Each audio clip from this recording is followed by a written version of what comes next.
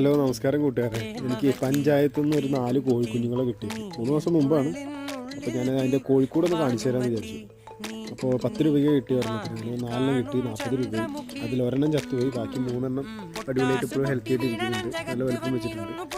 പിന്നെ ഇപ്പുറത്തെ ഒരു കൂടുണ്ട് സെറ്റപ്പ്. ഞാൻ 2 അറയിട്ടാണ് ചെയ്തിരിക്കുന്നത്, 1, 2 അങ്ങനെ. ഇതിൽ പിന്നെ കരിങ്കോഴി കുഞ്ഞുങ്ങളും നാടൻ കോഴിയൊക്കെ ഉണ്ട്. ഇതിനൊരു സെറ്റപ്പ് ജസ്റ്റ് ഇത് കാണിച്ചു തരാൻ വേണ്ടിയിട്ട്, എനിക്ക് റെഫറൻസിന് വേണ്ടിയിട്ട് എപ്പോഴും ആർക്കെങ്കിലും ഉണ്ടാക്കണം തോന്നുകയാണെങ്കിൽ ഇപ്പോൾ തീറ്റ കൊടുക്കുന്ന ഒരു അറ പോലെ. എന്നിട്ട് ഇവർക്ക് തല ഇടാൻ വേണ്ടിയിട്ട് ഒരു ഹോൾ ഇട്ട് കൊടുക്കുന്നുണ്ട്.